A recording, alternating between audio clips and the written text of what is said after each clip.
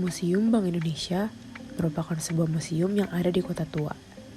Museum ini menyajikan informasi peran Bank Indonesia dalam perjalanan sejarah bangsa yang dimulai sejak sebelum kedatangan bangsa Barat di Nusantara, hingga terbentuknya Bank Indonesia pada tahun 1953 dan kebijakan-kebijakan Bank Indonesia.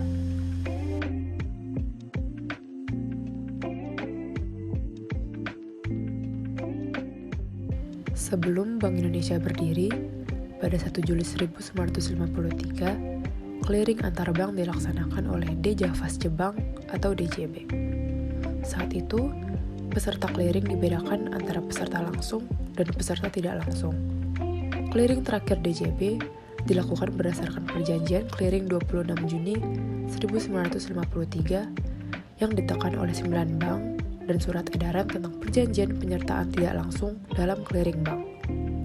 Pada 15 November 1956, perjanjian clearing dan ketentuan perjanjian untuk penyertaan tidak langsung ditambah dengan ketentuan perjanjian tentang perhitungan sentral yang dikeluarkan pada 1954, dituangkan kembali ke dalam suatu surat edaran yang merupakan dasar pelaksanaan clearing selanjutnya. Pada saat itu, hampir separuh pengeluaran pemerintah pada tahun 1958 dipakai untuk memulihkan keamanan dalam negeri. Padahal, penerimaan sangat terbatas, terutama pada 5 komoditas ekspor, antara lain karet. Pemerintah tak punya pilihan selain mengambil uang muka dari Bank Indonesia yang menyiasatinya dengan mencetak uang. Dalam ekonomi terpimpin, bank pemerintah harus tunduk sebagai alat revolusi. Agar sejalan dengan cita-cita revolusi, musyawarah bank berjuang Sabang sampai Merauke diselenggarakan. Hasilnya, doktrin bank berjuang menyebutkan antara lain kesatuan jiwa di kalangan perbank dan integrasi antara perjuangan perbank dan perjuangan masyarakat. Konsep ini menggiring integrasi antara bank pemerintah dan berujung pada pembentukan bank tunggal dengan nama Bank Negara Indonesia.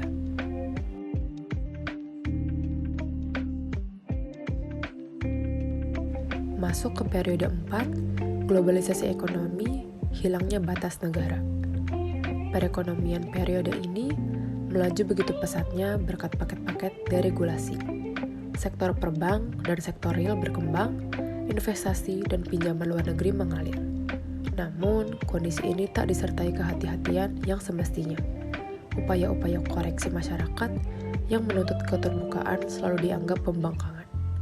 Kegemilangan ekonomi ini pun tersapu setelah nilai tukar rupiah jatuh dalam sekejap.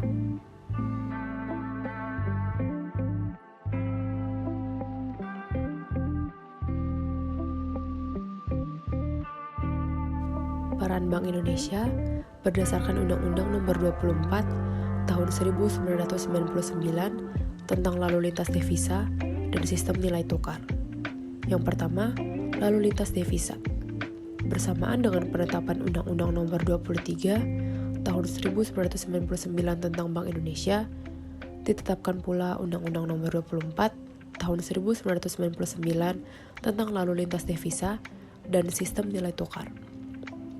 Undang-Undang Nomor 24 ini menegaskan sikap bahwa Indonesia menganut sistem devisa yang bebas dan memungkinkan setiap penduduk bebas memiliki dan menggunakan devisanya.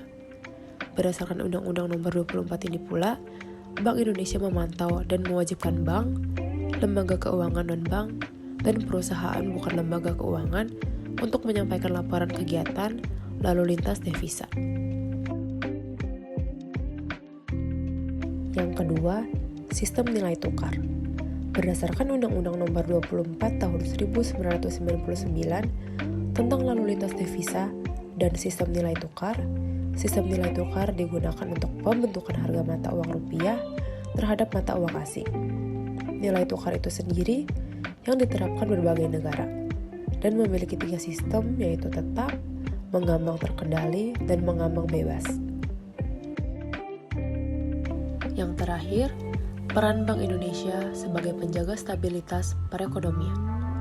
Yang pertama, yang rendah, yang berfaedah. Inflasi yang rendah dan stabil dapat menjaga daya beli masyarakat, dan meningkatkan kepastian dunia usaha, dan juga memperkuat daya saing. Pemerintah dan Bank Indonesia membentuk tim pemantauan dan pengendalian inflasi, dan tim pengendalian inflasi daerah, dan juga kelompok kerja nasional untuk menjaga kestabilan tingkat inflasi.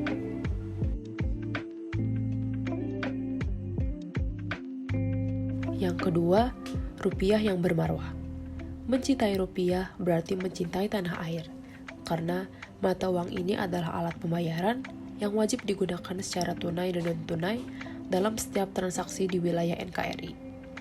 Kewajiban penggunaan rupiah di wilayah NKRI adalah amanat Undang-Undang Mata Uang. Rupiah adalah simbol kedaulatan negara yang harus dihormati dan dibanggakan oleh seluruh rakyat Indonesia. Pengaturan dari Bank Indonesia ini merupakan prinsip kehati-hatian pada sistem keuangan secara keseluruhan.